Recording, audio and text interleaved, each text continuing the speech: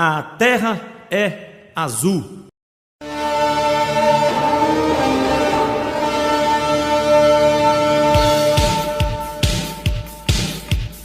Saudações, torcedor azulino! Hoje é segunda-feira, 2 de outubro de 2023. Tingindo a podosfera brasileira em alvianil, está no ar o seu miolo de pote, agora quinzenal, sobre os jogos, os bastidores e a história sendo escrita do mais amado, o mais maltratado, o mais estrelado campeão de Alagoas, o CSA!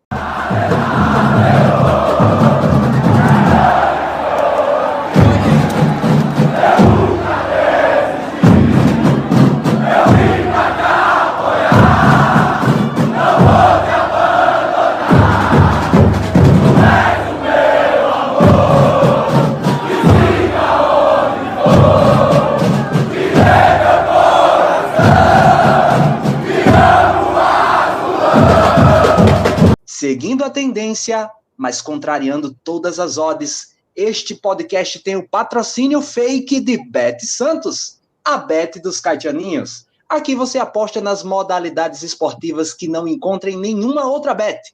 Arremesso de chinela, maratona de falatório e levantamento de grito. Faça já a sua fezinha na Bet Santos. Alberto Tisbita. Eu sou Alberto Tisbita e nem de vermelho eu gosto. Meu amigo, foi só o Marcos se ausentar do último episódio que o público enlouqueceu, viu, Marco? Mandaram um monte de mensagem para mim, pensando que tinha sido você o comentarista que o Azulão tinha contratado. Mas eu quero comunicar a todos vocês aqui, nossos ouvintes, fiquem tranquilos. Como a multa rescisória do Marcos é muito alta aqui do nosso podcast, aí o CSA teve que contratar outro comentarista para lá, viu? Mas o daqui, ó, é inegociável, é invendável, é imprestável, é o comentarista que te deixa de boca aberta. Marcos Santos. Boa noite, Marcos. Boa noite, Alberto. Boa noite aí todo mundo que tá ligadinho aí. Independente do horário, né? Então vai bom dia, boa tarde, boa noite para você que está ouvindo aí nas mais plataformas digitais. E estamos juntos aqui para comentar mais um pouquinho do CSA e agora recebendo mais uma convidada, Alberto. Boa noite.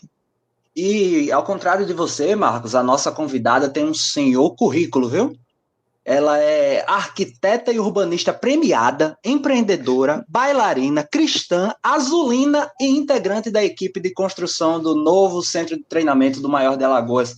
É a Martina Albuquerque. Martina, obrigado por atender o nosso convite, viu? Seja muito bem-vinda, fique à vontade, a casa é sua.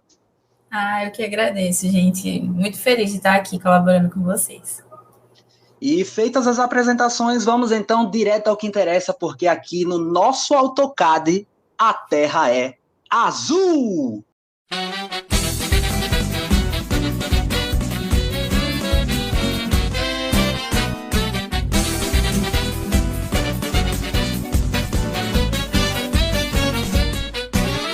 Vamos ao nosso primeiro quadro, Jogo Rápido. Vamos lá, Marcos, comentar algumas manchetes aí que apareceram, que dizem respeito ao nosso azulão, que aconteceram aí nesse espaço das 2 semanas entre o programa anterior e este programa. A primeira delas é: diga ao povo que fico! Presidente Rafael Tenório garante que permanece no cargo até o fim do mandato, Marcos. Era necessário, Alberto. O CSA, vale lembrar, está passando por uma recuperação judicial, não é um momento fácil para o clube, e eu acho que a maior segurança que o CSA tinha agora era a presença do Rafael Tenório, tanto juridicamente e em outros setores também, porque ele é um avalista dessa recuperação judicial, então existe a possibilidade de, caso as coisas não acontecerem, ele que ter que tirar do bolso para sanar essas dívidas do clube. Então, acredito que hoje, no momento, a maior segurança que o CSA tinha era a manutenção do Rafael Tenório, né? Ficou nessa indefinição aí, principalmente depois daquela declaração ali no finalzinho da Série C, que o presidente deu uma declaração muito infeliz, mas ficou nessa indefinição, sai, não sai, vai compor chapa, não vai compor chapa, mas no momento do CSA hoje, o principal reforço, pode-se dizer assim, é a manutenção do Rafael Tenório no comando do Centro Esportivo Alagoano, Alberto. Eu creio que o pior cenário possível seria o cenário de indefinição, né? A gente sem saber quem estaria ou não no planejamento do ano que vem. Estando com isso definido, a gente já parte para os próximos passos, planejamento, como é o que está acontecendo. Então, de fato, a definição é algo que favorece bastante o planejamento do clube para 2024. Solta o cabo da nau! O Azulão encerra a segunda passagem de Marcelo Cabo sem nem dar tchau, Marcos. Sem nem dar tchau, não vi até agora, procurei na rede social do CSA, não encontrei nada sobre isso, apenas entrevista do Marcelo Cabo dizendo que, de fato, não foi renovado, não é nem questão de renovação, né? Não havia interesse na continuidade do técnico. Eu concordo, Alberto. Foi uma segunda passagem apagada do Marcelo Cabo, tem uma história vitoriosa sim no clube, mas nessa segunda passagem, nesse finalzinho de Série C, não foi um bom resultado, não teve um bom aproveitamento aí pro Marcelo Cabo, né? Tinha contrato até o final da Série C, mas para passar aqui esse finalzinho de ano para início de temporada, ele que não é um treinador barato, né? Um treinador que já tem um certo peso até a nível de uma divisão acima da própria Série B, eu considero que foi uma decisão acertada do CSA nesse momento, Alberto. Feliz Ano Novo! CSA inicia a temporada 2024 com as contratações de Oscar de Melo, Marlon Araújo e Alarcon Pacheco. Feita a definição da gestão, do cabeça, né, do presidente, começam a se estruturar outros departamentos. O departamento de comunicação aí vai ficar na mão do Oscar e o departamento de futebol com Marlon Araújo e Alarcon Pacheco, Marcos. Importante. Esses são pilares importantes no clube, nessa reestruturação que estamos passando, Roberto. Eu fico na expectativa do Marlon Araújo. É uma pessoa que é conhecida do público aqui alagoano, todo mundo que acompanha esporte, mesmo não ouvindo a Pajuçara, ouvindo outra emissora, outra fonte de informação, mas conhece o Marlon Araújo e os comentários que ele fazia lá no sistema de Pajuçara de comunicação. É uma pessoa que é bastante estudada, já esteve no CSA em anos anteriores, mas é uma pessoa que chega para uma função que ele ainda não, de fato, não exerceu, né? Então, apesar de todo o conhecimento que tem, eu acredito que vai ter sim uma paciência e um bom respaldo para o Marlon, mas sempre fica nessa dúvida, né? De ser um primeiro trabalho dele, então vamos ver como é que vai acontecer. Já o Alarcon Pacheco, ele vem de algumas temporadas não muito boas, como executivo, né? E ele vem para o CSA, já tem rumores aí, conversas até de que ele é azulino, ele é daqui mesmo, de Maceió, de Alagoas, e vem para somar nesse trabalho aí, compor com o Marlon Araújo, né? É uma dupla que eu reputo como boa. Eu acho que o CSA tende a crescer muito, já com essa definição da parte de futebol, porque o Rafael Tenório, no final da temporada passada, ele ficou muito isolado, acabava que passava direto as coisas, né, o antigo diretor, o Daniel Kaminski, muito mal mesmo, e precisava de um departamento de futebol forte e de pessoas que realmente entendem de futebol, e é o que pelo menos tem se encaminhado nesse início de temporada aí, já pensando em 2024. Vale lembrar que o CSA e já tem, além do Campeonato Alagoano, tem a Pré-Copa do Nordeste, que vai ser bem ali no comecinho de janeiro, então já precisam estar com as coisas encaminhadas agora nesse final do ano, para quando virar o ano o time já está na ponta da chuteira e top de linha para fazer uma boa apresentação e garantir a Copa do Nordeste na fase de grupos. Sobre o Oscar, ele retorna também ao CSA. A última passagem dele foi também uma passagem boa, era uma fase muito boa assim, de mídia, bem estruturada do clube, e agora retorna para profissionalizar ainda mais esse setor do CSA, que estava um pouco carente, Alberto. Não vou dizer que era mal feito, estava longe de ser mal feito, mas era um setor que precisava de uma pessoa de peso, assim, uma pessoa de maior referência, para estar tocando aí a parte de mídias sociais do clube, Alberto. Eu imagino, tenho visto isso sentido, né, nas redes sociais, e também é um sentimento do qual compartilho, um sentimento de otimismo, né, com essa nova estruturação. Acho que foram decisões acertadas. Nem sempre nem sempre aquilo que a gente acredita que é o certo vai dar certo, porque resultado, futebol é um tanto quanto imprevisível. Eu vou até usar um jargão do próprio Marlon Araújo. Tem o imponderável do futebol, né? A gente não tem isso como resultado garantido, mas eu acredito que os critérios utilizados para a escolha desses profissionais foram critérios acertados. Eu, inclusive, quero mencionar aqui que consumi bastante do conteúdo do Marlon Araújo durante essa Série C 2023. Inclusive, vocês acompanharam aqui nossa cobertura do campeonato, e alguns jogos eu não tive condições de acompanhar, porque era exatamente no horário do culto e eu não pude acompanhar, e quando eu não podia ver os jogos, ou ouvir pelo menos ao vivo, a primeira fonte a qual eu recorria para poder estudar o jogo e trazer aqui para vocês era o comentário final do Marlon Araújo das transmissões de futebol do PFC, né, da Pajuçara. Então vai ser um vácuo que vai ser deixado lá no programa, e que para mim também vai fazer muita falta ele lá, mas espero que ele tenha uma passagem exitosa pelo nosso azulão.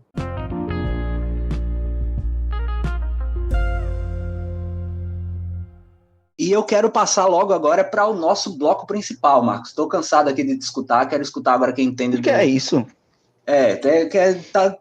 Deixa de encher linguiça aqui, Marco. Não, tem condições não. Vamos direto a quem interessa. Vamos falar agora com a Martina. Vamos abordar a construção do centro de treinamento, né? Algo que a gente já citou em outros episódios aqui. A gente pôde noticiar quando o CSA deixou de estar treinando do Nelson para ir treinar já no novo CT, no Complexo Gustavo Paiva, que inclusive é o mesmo nome, né?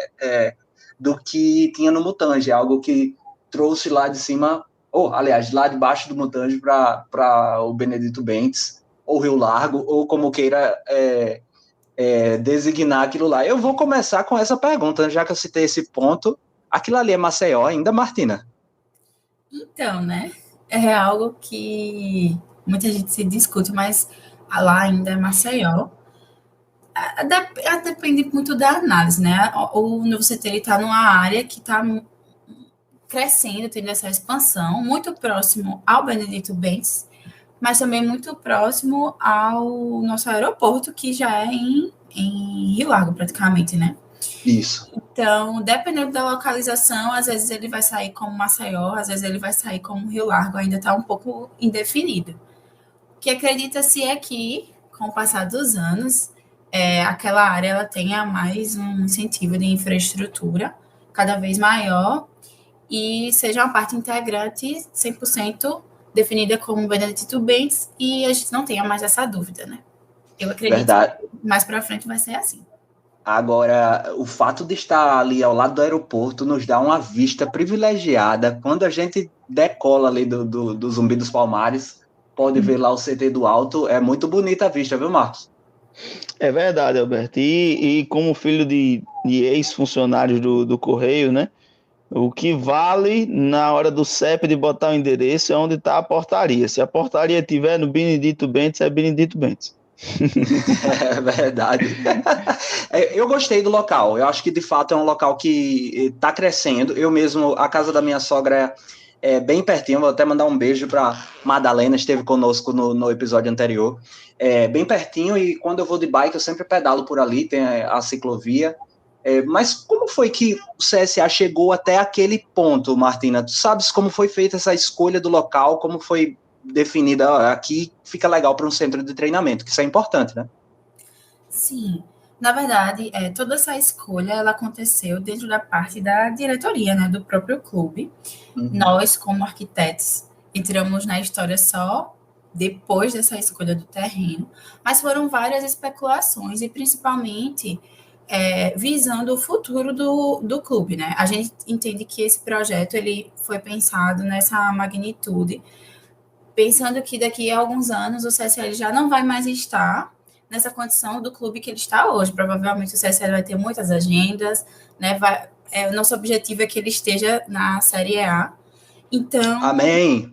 O CT ele foi pensado dentro dessas condicionantes, né? Qual é o terreno que a gente poderia colocar para fazer um CT de ponta e reconhecido no nosso estado, no Nordeste e, quem sabe, no Brasil.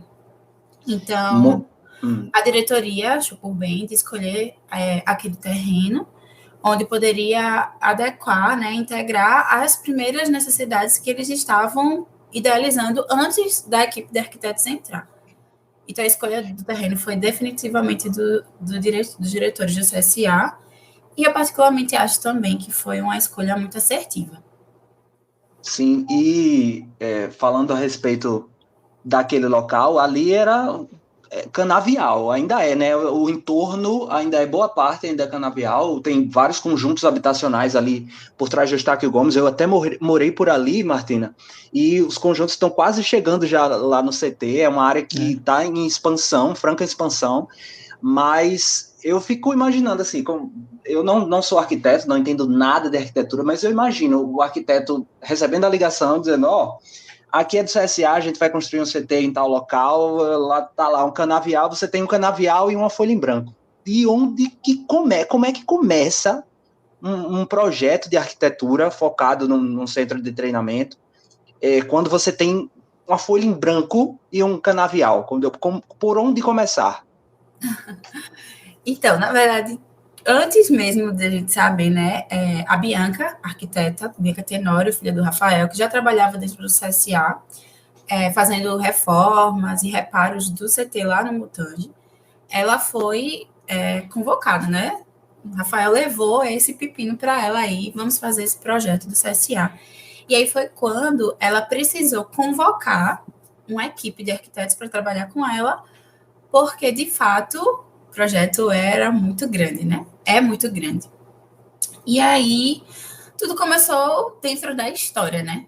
A gente sabe que o CSA é um time aí de anos que já impacta Alagoas, e todos os nossos torcedores, né, eles têm uma história, carregam a história do clube assim no coração, que vai passando de geração em geração.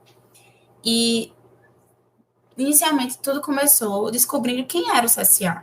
Né? Eu vim de uma família que os meus pais, meu avô era CSA, meu pai é CSA. Confesso que até entrar nesse universo de projetar o CT de CSA, eu não era uma torcedora tão ferrenha assim do clube, mas é engraçado que quando a gente entra nesse universo, a gente começa a se encantar, né? É um negócio que contagia, que a gente não sabe nem explicar direito. Mas tudo partiu da história. E aí fomos visitar o terreno, fomos entender, né, quais eram as primeiras ideias que a diretoria tinha para o clube, qual era a situação do clube naquele momento e onde ele pretendia chegar. Porque o nosso objetivo com a arquitetura é proporcionar da melhor forma que a edificação ela consiga dar aquele respaldo para que você venha realizar os seus sonhos e as suas necessidades dentro daquele ambiente. E com o CSA não foi diferente. Então, também, como o CT do Mutange, né, quando a gente começou a trabalhar, ele estava fechado, interditado por conta da história toda da Braskem, não foi possível a gente visitar lá, no caso, os outros 3 arquitetos convocados por Bianca, né? Então, a experiência dela também, de conhecer a história, saber como era lá o antigo CT do CSA e tudo mais, foi muito relevante para esse ponto de partida. Sim, exatamente. Então a gente vem trazendo aí referências da nossa própria história lá do Mutange, né? Quantas décadas o CSA treinou ali, e de fato não parte do zero, né? A gente sempre tem inspirações, sempre tem algo que a gente deseja resgatar. Uma coisa que foi preservada, como eu já falei, é o próprio nome, CT Gustavo Paiva. E eu queria saber, curiosidade minha também, né? Eu já visitei o centro de treinamento aqui do Retrô, aqui em Pernambuco. Nossos ouvintes sabem, sou azulino maceioense, exilado em Recife, e visitei, fiquei encantado com o centro de treinamento lá. O que é que vocês usaram como inspirações, além do resgate histórico, né? Tem alguns centros de treinamento que possam ter sido referências ou inspirações para o projeto do nosso CT? Tem, a gente não chegou a visitar o do Retrô, mas ele foi um dos grandes pontos de referência para a gente, e o CT do Palmeiras também, que foram CTs que são relevantes, mas acaba que cada projeto ele se torna único, né? Então, o CT do Retrô mesmo, ele tem muita parte de tecnologia, tanto na tecnologia da construção, quanto dentro do próprio CT, e a gente quis, da forma como a gente conseguiu, dentro da realidade do CSA, trazer essa tecnologia para dentro do nosso projeto. E o CT do Palmeiras também, que tem uma visibilidade grande e uma estrutura também muito boa de organização, né, dentro do CT, também serviu como nossos pontos de estudo de repertório, vamos dizer assim. Mas como eu falei inicialmente, né, cada CT é único e cada CT tem uma complexidade, acaba que é até um pouco errado da minha parte dizer, nós nos inspiramos 100% no Retrô, no CT do Palmeiras, porque quando parte para realmente ver, né, nas minúcias do projeto do CT do CSA, acaba que algumas pessoas podem não encontrar, de fato, tanta semelhança.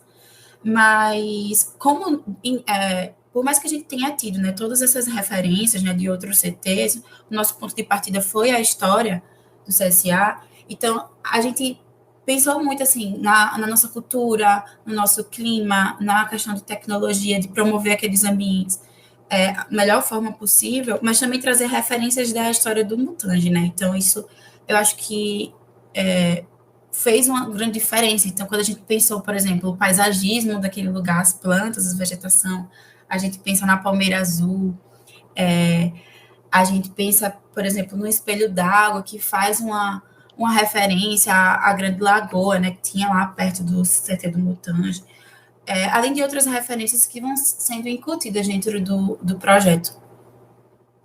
Verdade, eu estive lá com o Marcos, né, no aniversário de 110 anos do clube, e ainda não está finalizado, mas a minha impressão foi muito positiva. Como foi a tua impressão, Marcos, do que está sendo feito lá? A gente viu o campo de grama sintética, vários campos já em atividade, não foi, Marcos? Pô, é verdade. A primeira impressão que tem, assim que você chega lá, eu só fui essa oportunidade, né, no aniversário, agora no mês passado, e a primeira impressão que você tem é que é algo grandioso, Alberto, de projeto assim, de que não deve nada a nenhum clube, né? Eu já até vi em vídeos, né, instalações de outros clubes. A gente sabe que tem clubes, por exemplo, como o Atlético Paranaense, que estão em outro patamar, né, mas dos outros que eu já vi, já olhei, o CSA não fica devendo em muito, não, aos outros clubes aqui do Brasil, Alberto. E a impressão que dá é isso, é que a parte de levantar, me perdoe se eu estiver errado, Martina, tem toda uma demora assim para terraplanagem e tudo mais, mas levantar a parte de estrutura, assim, sala de imprensa, as outras coisas, é até que relativamente rápido, né? Demora pela grandiosidade de quantidade de coisas que tem para fazer, né? Mas agora vem a parte mais delicada e até a parte mais custosa, que é a parte de acabamento, né? Que é o que está acontecendo agora, né? Os campos já estão funcionais, né? O clube finalizou essa temporada treinando lá, mas essa parte de acabamento, onde pega todo a parte de paisagismo que vai vir depois, né, que ainda não foi iniciada a parte de paisagismo, mas já dá para ver todo o espaço lá reservado para eles. É um CT realmente grandioso, Alberto. Verdade. Agora, eu curioso, assim, que eu não, como eu disse, né, não sou dessa área e tenho muita curiosidade, como é o trabalho, Martina, do arquiteto nesse caso? Você, primeiro, monta-se a equipe, né, queria até que você mencionasse como foi mensurada essa equipe, quantas pessoas fazem parte da equipe de arquitetura, aí se faz reuniões, digamos, entre vocês, usa que tipo de ferramenta de trabalho para poder fazer o projeto antes da apresentação para a diretoria? Como é que é essa rotina? Então, é uma baita equipe, né? Nós somos quatro arquitetos, Bianca Tenório, André Coelho, Joalisson Carvalho e eu, Martina Albuquerque, mas dentro dessa equipe existem outros profissionais de outras equipes. Então, como foi que tudo começou, né? Nos deram um terreno e a gente começou a comunicação com a empresa que iria instalar os campos, né? Os campos, eles são estrategicamente posicionados, tem toda uma análise muito minuciosa e um trabalho de tecnologia dentro desses campos. E o projeto, ele precisou se moldar à locação desses campos que foram pré-determinados pela direção do clube. Então, eles disseram, olha, eu quero 5 campos, dos 5 campos, 2, um vai ser sintético, não estou me recordando agora, e a equipe dos campos na direcionaram e falaram como é que ia ser. Beleza. Posicionados o campus, a gente ainda tinha uma baita área de trabalho ali, né? São 15 hectares aquele terreno. Então é muito grande. A gente brincava que precisava contratar um carrinho de golfe para a gente andar por ali, porque o negócio é grande mesmo. E aí vamos entender quais são as demandas, né? Como eu disse, inicialmente o projeto do CSA é único, não existe nenhum outro no Brasil, no mundo igual àquele. Então, precisava entender como é que funcionava toda a logística interna do clube. Porque eu acho que alguns torcedores não pensam muito assim, é que para tudo aquilo acontecer, tem uma grande equipe por trás dos bastidores, né, atuando. Então, a gente precisava ouvir essas equipes. Então, acredito que durante 15 dias, nós, os arquitetos, fizemos uma entrevista com eles, assim, cada profissional, desde a pessoa que trabalhava com serviços gerais até o clínico, fisioterapeuta, academia, para que a gente entendesse o que era que eles tinham, o que era que eles sentiam falta lá no Mutange, que no caso eles, hoje, na época que a gente começou o projeto, eles já estavam no Nelson, né? Então precisavam entender, por exemplo, o que é que eles tinham lá no Mutange que eles não tinham no Nelson, e o que eles não tinham em nenhum desses lugares e o que eles queriam ter no novo projeto. Então, a parte que deu mais trabalho, assim, também foi entender cada particularidade, né, de cada pessoa que trabalhava no CT. E, a partir disso, fomos dividindo e fazendo estudos de setorização do projeto. Adotamos um partido horizontal, né, onde não se queria fazer um projeto vertical. Conversando na equipe dos arquitetos e a diretoria, eles optaram por fazer algo horizontal. Isso também foi muito questionado, né? Por que vocês não fazem um prédio e aproveitam o terreno todo para botar quantos campos quiserem? Tudo isso é conversado previamente. Então, a gente só faz o que a equipe já está nos direcionando, basicamente, né? A gente entra com o nosso conhecimento técnico. Então, depois dessas entrevistas, nós definimos, né, que o CT teria um bloco de direção de futebol, teria o administrativo, teria o bloco de visitantes, onde esse bloco de visitantes seria uma área pública, que comportaria auditório, museu, centro ecumênico, loja do sócio, mídia e marketing, e teria o bloco de conselheiros e direção técnica. A partir disso, percebemos a necessidade de ter um vestiário profissional e um vestiário de base, já pensando no futuro do CSA, claro. E também uma academia de ponta, né? Muito melhor do que eles já tinham lá no Mutange e no Nelson. E aí também tem um bloco de funcionários, porque até então o CSA ele não tinha uma área destinada apenas para os seus funcionários. E como teve essa nova locação, né? O terreno de locação era muito mais distante do centro da cidade. Então, essas pessoas que trabalhavam lá precisavam ter um espaço de conforto, de descanso, um suporte, né? Do ambiente, assim, para eles.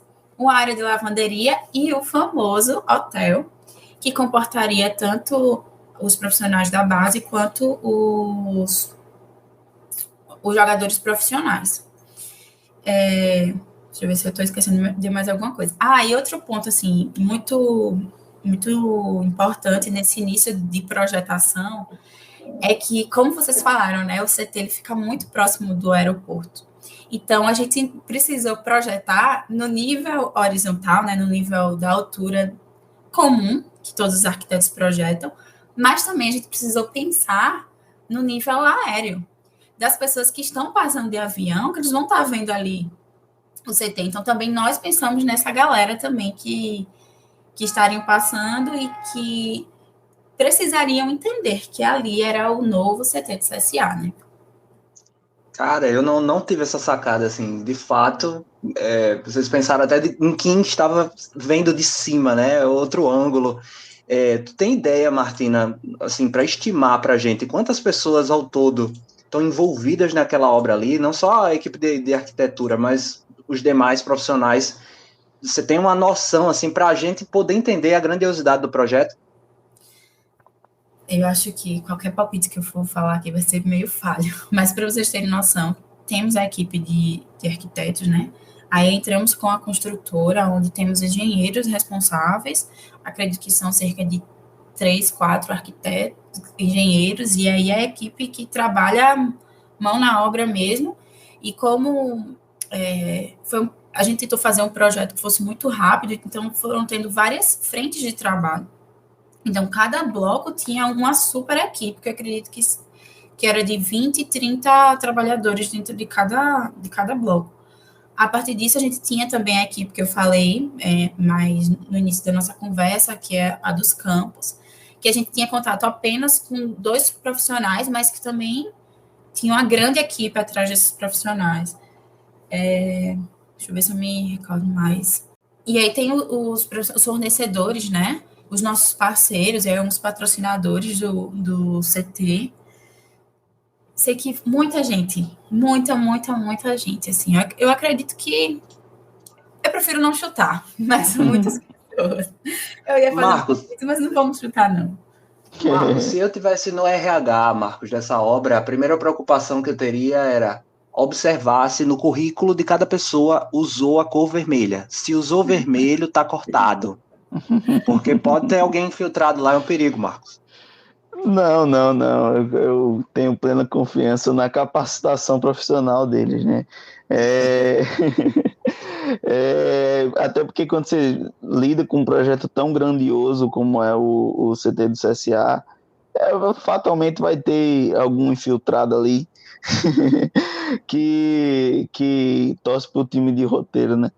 Aí eu queria pegar justamente esse gancho, Martins, você falou até do hotel aí. Será que a gente, por essas limitações de querer ter mais um projeto mais horizontal e não vertical, a gente vai ter o hotel, né? A gente vê que o time às vezes tem que concentrar em um hotel privado, fazer alguma outra coisa, como o próprio time de roteiro tem um CT lá e concentra em hotel porque o CT não tem a capacitação e a estrutura necessária para abrigar um hotel, né?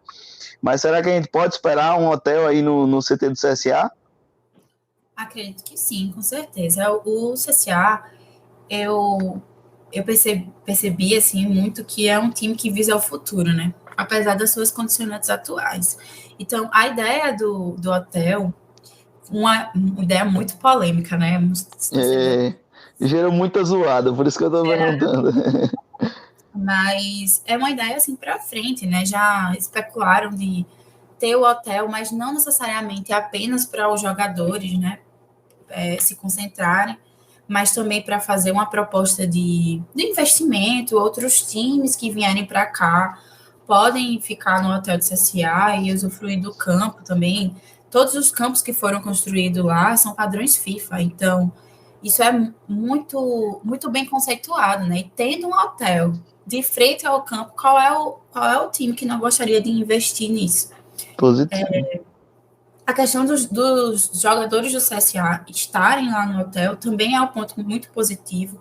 A equipe de base do CSA estando lá já no CT também é muito positivo, porque serão o futuro do clube, né? E onde toda a direção técnica e a equipe vai poder estar próximo a esses futuros jogadores, trabalhando tanto a parte física deles, quanto a emocional, a psicológica. Existem alguns estudos até que não são tão adeptos de jogadores profissionais se concentrarem no próprio centro de treinamento. Mas isso é uma questão que eu acredito ser pontual. E um detalhe, né? Acho que esse hotel ele pode trazer muitos benefícios para além de apenas os jogadores se concentrarem lá. Questão de investimento financeiro e até uma rotatividade, né? Na economia do clube. Aí vamos lá. Tem o projeto foi feito, foi apresentado, foi aprovado, começa a obra. Aí vem uma segunda etapa, que é o acompanhamento da obra. Qual a importância desse acompanhamento? Porque eu, quando visualizo de longe o trabalho do arquiteto, eu penso muito no projeto. E depois do projeto pronto, como é que a equipe de arquitetura acompanha o desenvolvimento dessa obra? Nós acompanhamos fazendo toda a questão de compatibilidade e acompanhamento do que aquilo está sendo construído. Existe uma equipe, né, que é responsável pelo gerenciamento da obra. Essa equipe não somos nós, os 4 arquitetos, nem os engenheiros projetistas. Né? Essa equipe é formada por uma construtora que tem uma engenheira responsável e que ela está ali em contato o tempo todo, tanto com nós, arquitetos, quanto com a equipe de construção de fato. Então, nesse cenário, quando o projeto ele começa a tomar vida, né, sair do papel e tomar corpo, a gente acaba tendo uma participação mais distante, não necessariamente todos os dias lá no canteiro de obra. Justamente por conta disso, acaba entrando outros agentes, né? Outros responsáveis que vão ver a obra, no caso o CT, para além da questão do projetual. Essas outras pessoas que entram vão ver a questão de orçamentos, de fornecedores, novos parceiros, mercado da construção civil, como é que está funcionando, quantos trabalhadores eu vou precisar para que aquilo funcione de uma forma correta e no prazo correto. Então, acaba que nós, arquitetos, nos tornamos agora aqueles profissionais que vão estar ali fazendo a compatibilização se o que está sendo construído, de fato, foi o que foi projetado. E nesse momento, né, nesse novo cenário, sempre acontece alguns pepinos de obra que nós, arquitetos, amamos. Tem aquelas mudanças normais, né? Porque o mundo ideal, infelizmente, ele sempre vai ser diferente do mundo real. Então, a gente fica ali equilibrando, dizendo, olha, podemos ceder até essa parte, podemos não ceder até essa parte, o projeto foi idealizado nesse contexto, agora o CSA está vivendo outro contexto, o que é que a gente pode fazer para equilibrar tudo e as coisas fluírem da forma como foi pensado inicialmente. Exatamente, porque sempre a vida real vai exigir alguma adaptação, seja no projeto, seja no cronograma da obra. Meu Deus, não foi, recebo ligações aqui da nossa patrocinadora, CEO da empresa Bet Santos Apostas, que foi inventar de fazer uma área de lazer na casa dela, com uma churrasqueirinha e tal, e o que já deu de adaptação ali para precisar mudar não está no gibi. Eu imagino uma obra daquele tamanho, né? Mas, de fato, eu vejo que está sendo acompanhado, a gente acompanha o noticiário também, que a própria direção, o Conselho Deliberativo, inclusive, parece na última reunião, formou até uma comissão de acompanhamento da obra, e está sendo acompanhado, a gente teve lá, pôde ver que a obra está andando, e a gente espera que seja concluído da melhor forma possível. Passou nesse tempo aí da obra, inclusive, Martina, por mudança de gestão, né? Iniciou na gestão do Rafael, depois teve a gestão do Omar Coelho, voltou à gestão do Rafael, e cada gestor ele pode ter um olhar a mais para uma determinada área, uma predileção, uma afinidade maior com a base, aí vai, sei lá, priorizar aquela obra lá mais focada na base ou em outra área. Então, tudo isso são fatores que no dia a dia do acompanhamento vão alcançando, né, a obra e a equipe que está em acompanhamento. Sim, sim, com certeza. E sentimos isso, né? Porque quando a gestão o projeto ele foi feito na gestão do Rafael e ele foi executado na gestão do Omar, né? Então, cada gestor, como você mesmo falou, ele tem dentro dele as convicções do que o que ele entende que é melhor para o CT. E quando a gente está ali no campo das ideias ainda, algumas coisas elas podem ser mudadas, né? Rafael entendia uma coisa, o Omar entendia uma coisa divergente, e às vezes era questionado, por que foi pensado assim no projeto? E aí a gente tinha que ir lá, justificar, entendeu? Olha, existiu todo esse campo de entrevista, por isso que as entrevistas foram tão importantes, né? Por isso que foi importante entender a necessidade de cada um, até para justificar as escolhas que foram postas hoje. E a gente ia lá, justificava, olha, a gente pensou desse jeito, por conta disso, porque tal pessoa entende que, por exemplo, o centro médico entende que precisa dessa sala, entende que precisa de uma sala de psicologia, entende que precisa de uma sala de fisioterapia separadas, e às vezes o gestor que estava entrando nesse universo ainda não tinha, né, o domínio e a propriedade de todas essas minúcias. Então, quando teve, sim, a mudança de gestão, foi um período que a gente precisou ajustar algumas questões, mas nada, assim, muito, muito relevante e de muitas mudanças, porque, no fim, todos querem o melhor para o CSA, né? Cada um dentro da sua forma e da sua proporção. Então, eu acredito que, até mesmo, né, dentro da grande torcida, cada um tem o seu pensamento, mas o que nos une é porque todos querem o melhor para o clube. Então, no final das contas, sempre vencia o que era o melhor para o CT. Martina, enquanto eu estava fazendo a pesquisa para essa entrevista, para esse episódio e tal, eu fui rever o vídeo de apresentação do projeto que o CSA postou no YouTube em fevereiro de 2021. E tem um comentário meu lá, nesse tempo aí, 2 anos atrás, meu comentário é: quem apoia a construção do Estádio Rainha Marta, vamos fazer uma vaquinha e vender rifa. A dúvida que eu tenho naquele projeto lindo lá, renderizado, que foi divulgado pelo CSA, existia, pelo menos no vídeo lá, existia um espaço para uma arena, um estádio, alguma coisa assim, dentro daquele terreno daquele CT. Ainda existe isso no projeto? Isso foi modificado? Como é que está a esse ponto? Teremos um estádio do CSA ali? Então, esse sonho é o sonho de todos nós, né? O espaço está lá, sim, para ser construído, mas o projeto de fato do estádio ainda não existe, porque é um projeto muito complexo, mais complexo do que fazer um projeto de um CT, mas é um dos grandes sonhos, né, do CSA. E quando a gente sonha, a gente gosta de propagar os nossos sonhos e falar o que a gente quer mesmo para se realizar. Então, na divulgação desse vídeo lá em 2021, já existia esse sonho dentro da direção do CSA de construir esse estádio. Eu acredito que ele será construído, sim, mas em uma realidade mais futura. E quando for, né, pensado nesse projeto, vão ter que pensar em outros condicionantes de como é que vai estar, por exemplo, a área do terreno hoje, né?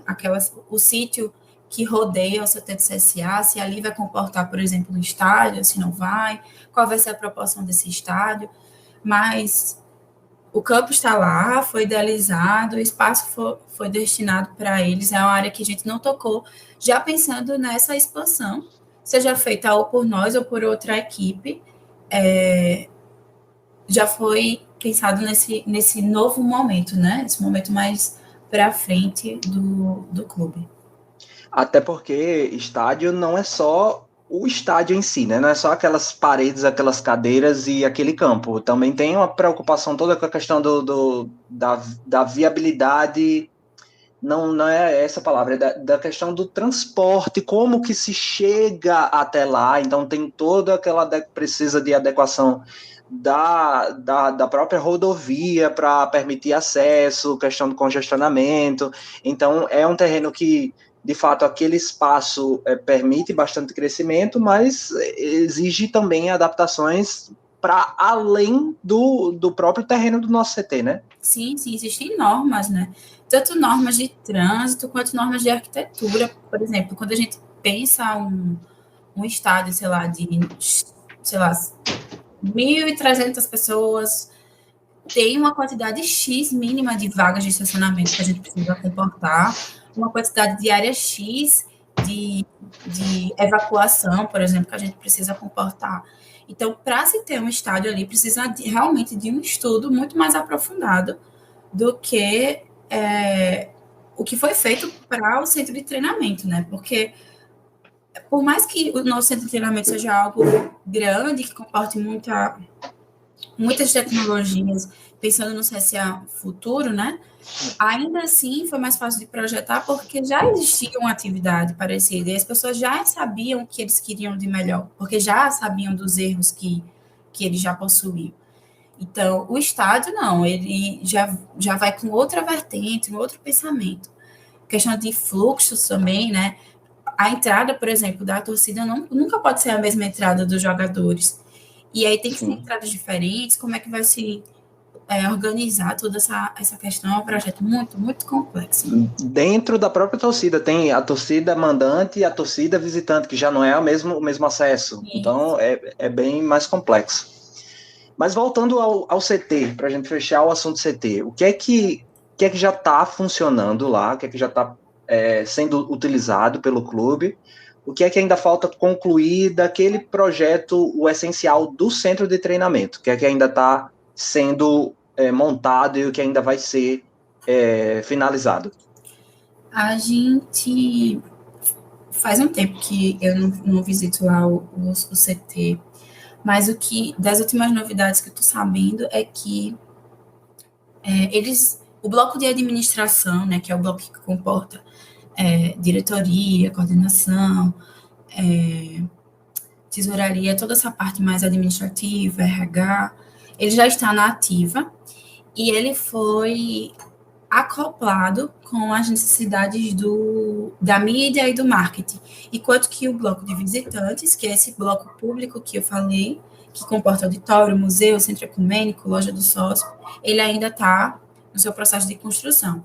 Então, hoje a gente está priorizando os blocos que têm as demandas principais para que o CT funcione. Bloco do administrativo, né, as atividades mais rotineiras do clube, mais administrativa, e os blocos mais voltados para a questão dos jogadores, como o vestiário, a academia, que não pode faltar, né, para ter esse preparo físico.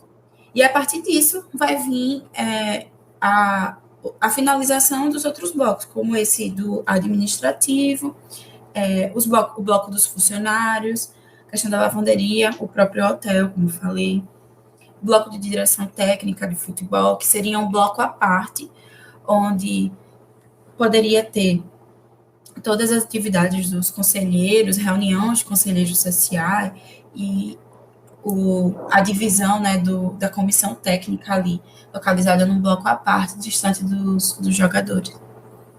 Então, o foco do CSA é isso, é finalizar primeiro os blocos que têm as atividades primárias para que aquilo aconteça, como a administrativa e voltar às atividades e demandas principais dos jogadores, em segundo plano, as atividades que acrescentam no clube. Marcos, eu tenho a certeza que o meu nome estaria lá eternizado. Lembra aquela campanha Azulina Eternizado? Lembro. Ainda não fiz, mas eu fiz uma promessa que neste podcast vou cumprir a promessa. Não vai estar meu nome, não. Vai estar o nomezinho da minha filha. Vai estar lá. Vai estar lá eternizado do CT do Azulão. E a gente faz parte dessa história, não é não? E se Deus quiser, eu vou colocar meu nome também. Dentro dessa área aí de visitação do CT em todo esse projeto grandioso do clube. Eu queria só fazer duas perguntinhas, Alberto, se você me permite aí, você como moderador dessa entrevista. Quem tem que permitir é a Martina. Em cima de duas coisas que você citou, Martina, eu sei que às vezes a pessoa, quando está dentro, às vezes não pode revelar muitos detalhes, né? Mas você foi mencionado até a questão das trocas de gestão, e uma coisa que o clube tem passado agora é por um aperto financeiro, né? Eu queria saber o quanto isso impactou nessas mudanças de financeiro, até dessa recuperação judicial que o clube está passando, o quanto isso impactou de fato nesse projeto do clube. E o projeto também passa por várias mãos, né? E uma das mãos que eu vejo que é bastante participativa também é do conselheiro do Alan Lima, né? Que é o Alan Coração Azulino. Foi o conselheiro mais votado, inclusive nessa última eleição, e é engenheiro por profissão, né? Então eu queria que você tocasse aí o quanto impactou realmente essa situação hoje financeira do clube e a participação, né, de outras pessoas, até do conselho, para mostrar que realmente o CSA, o tema União e Força não é somente no escudo do clube, mas que realmente pessoas que estão dentro do CSA somam forças para tocar esse projeto do novo CT. Eu vou começar pela última pergunta. Eu acredito que é a mais fácil. O conselho do CSA é um conselho muito ativo e participativo e muito, muito colaborativo em relação ao CT, né? Muitas pessoas lá que já têm as suas profissões e trabalham e atuam como conselheiros do clube tiveram a sua participação e essa colaboração, que foi muito grandiosa e relevante para a construção e idealização do projeto.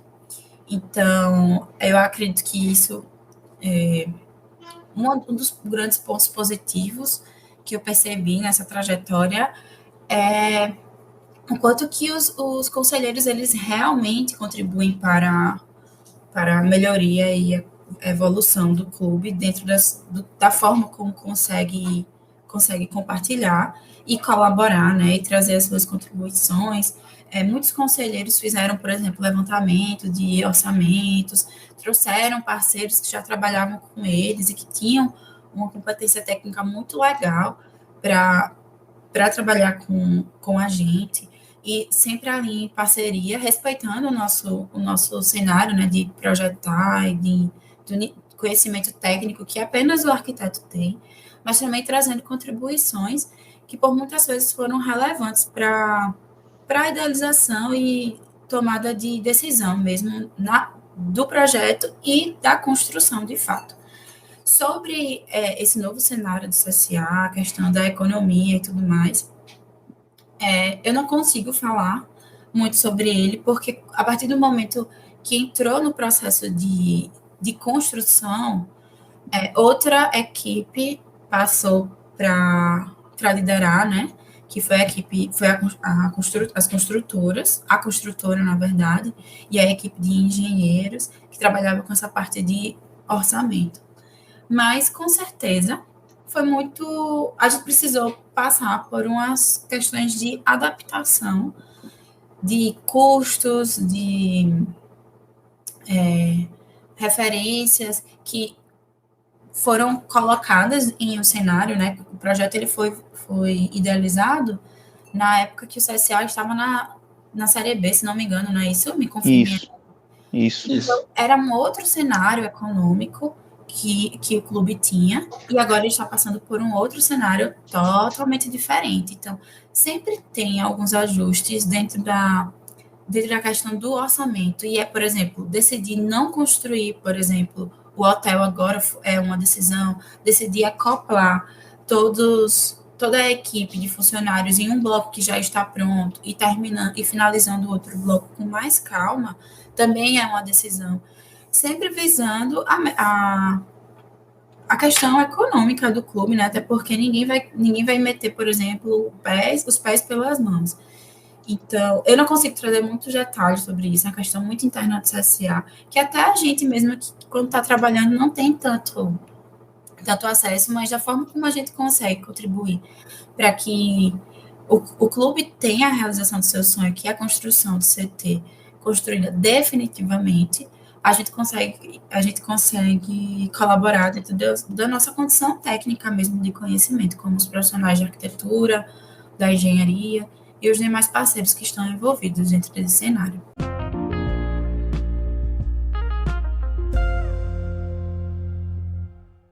Martina, eu quero te agradecer imensamente por ter atendido o nosso convite, por estar aqui com a gente, ter dado essa aula. Acredito que é um dos conteúdos. Eu não encontrei nada sobre o CT do CSA disponível nas redes com esse nível de profundidade que a gente conseguiu abordar aqui. Eu acredito que é uma ferramenta que vai fazer com que muitos torcedores consigam até mesmo se engajar mais, colaborar mais, estar apoiando mais essa finalização dessa obra. E quero parabenizar você, não apenas pela entrevista, mas pelo teu trabalho, Martina. Obrigado, fique à vontade para informar para o nosso ouvinte como é que ele faz para te encontrar, para conhecer mais você, o teu trabalho, como é que a gente encontra.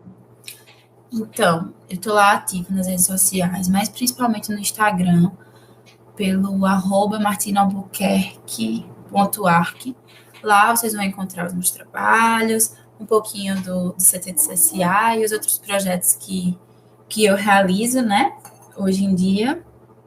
E lá também tem o link do WhatsApp, que quiser entrar em contato e tirar mais algumas dúvidas.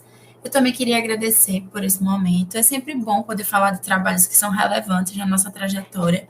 O CT do CSA é algo que eu carrego com muito carinho. Tive muitos episódios de estresse também, porque nunca é fácil a gente trabalhar com um projeto nessa magnitude.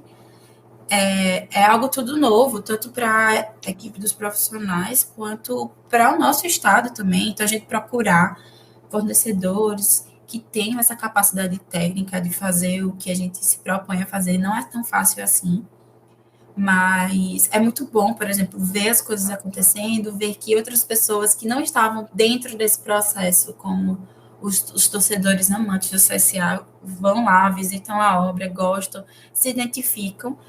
No final das contas, esse foi o nosso objetivo, né?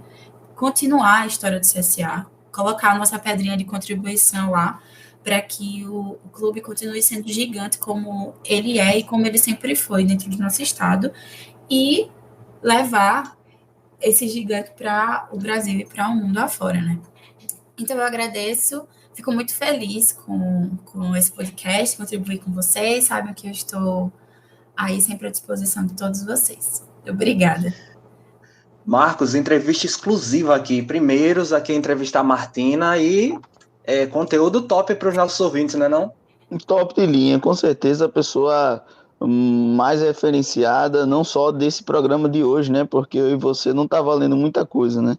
Mas das outras principalmente pessoas você. O quê? Pô, me respeite, homem. Mas também das outras pessoas, né? Porque eu não sei você, Alberto, não sei se você já conseguiu sentar aí com o governador de Pernambuco, mas a Martina já sentou em uma reunião com o Paulinho aqui, governador aqui de Alagoas. Então, não é pouca coisa, não. Só agradecer mesmo a todo mundo que esteve ligadinho aí, agradecer também a Martina, agradecer você, Alberto. E se Deus quiser, daqui estaremos juntos no próximo programa. No outro programa foi só um lapso, mas eu estarei aqui de volta.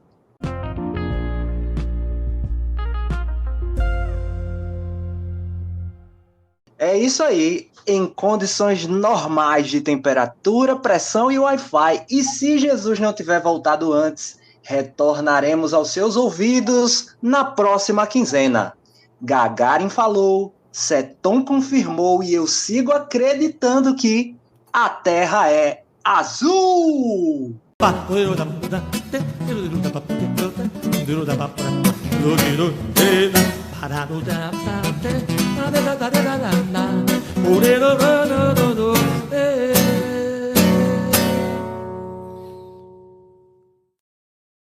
Espero que dê muito certo, espero que vocês cresçam com isso, muito legal, de verdade. Eu não sabia, não. O Marcos não me conta as coisas, né? Ele é meu amigo, mas então, assim. Martina, ele é meu irmão e ele não me conta.